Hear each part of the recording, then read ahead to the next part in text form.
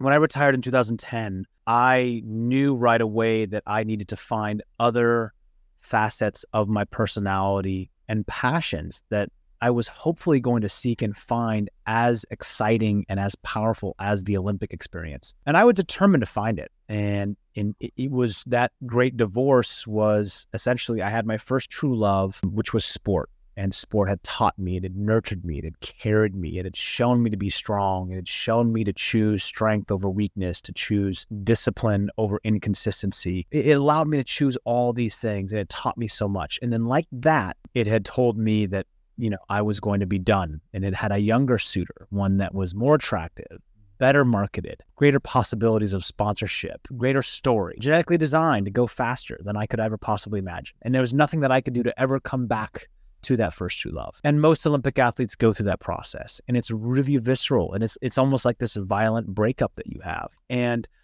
I hit the ground running because I was really afraid of not being able to find something that I was as passionate about like I was in sport, but then also like the world had expected me to succeed at the same level of performance in the world of business or wherever career that I was going in the same way, which was not really true. It was just in my own head that the world thought that. And I was just setting my own personal expectations and goals, but I had not put in any of the work. I spent 15 years of my life crafting to do one sole particular thing. And then overnight now I want to be the best in something else that I've got no experience in. And so the lesson there was I needed to have full immersion. I actually was really behind in many areas of my life. And while I had been advanced in some areas, far beyond many people in their 50s and 60s because of what the sport and what the life lessons and insights gave me, there was some areas where I was still a 15-year-old. I had not actually matured at all. And the only way for me to accelerate that process was to go and do.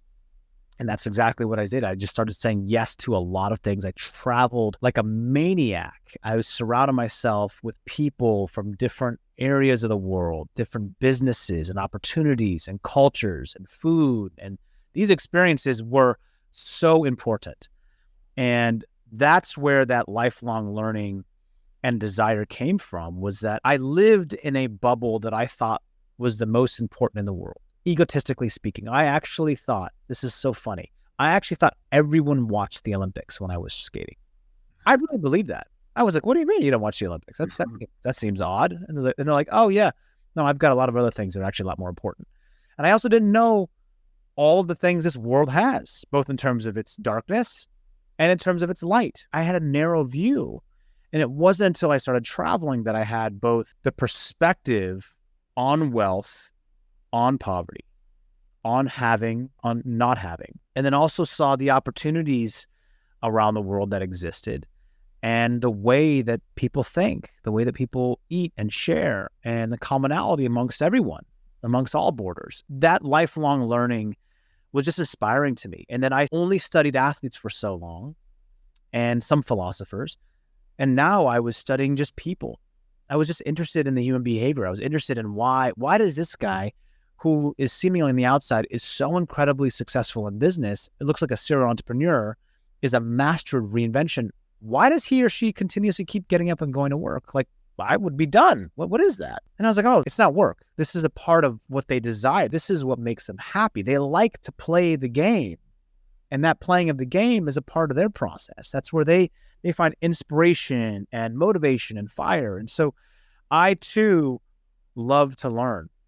And I love going to conferences. I obviously love speaking, and I love spending time with people. And I love seeing the flicker of light go on in someone's head, or seeing the soul come alive, so to speak.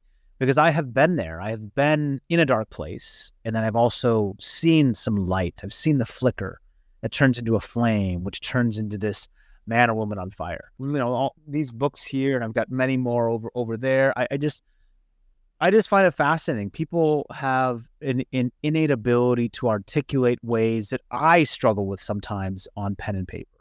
And my book that I'm writing now, Hard Pivot, is really centered on reinvention and the struggles associated because of the human behavior conditioning that we all have. And to find this similarity, commonality amongst those who somehow figured out they are naturally curious. Even when they aren't expert in their field, they just want to learn more. It's not because of just wanting to consume and just be this consuming monster, but it's because they actually naturally are curious. There seems to be a commonality there amongst those who've had this ability to absorb information, retain it, and then utilize it and wield it as the tool that it is. And like a knife, it can carve the most beautiful of sculptures, and it also can stab yourself. So I am no expert. I am absolutely definitely not a guru. I'm a guy who's had an incredible life experience in sport and in traveling the world and entrepreneurship. And I just love to learn and I love to grow. And I just think that when 10 doors close, one of these has got to be open. So that's kind of how I live my life. I'm just grateful to continue learning.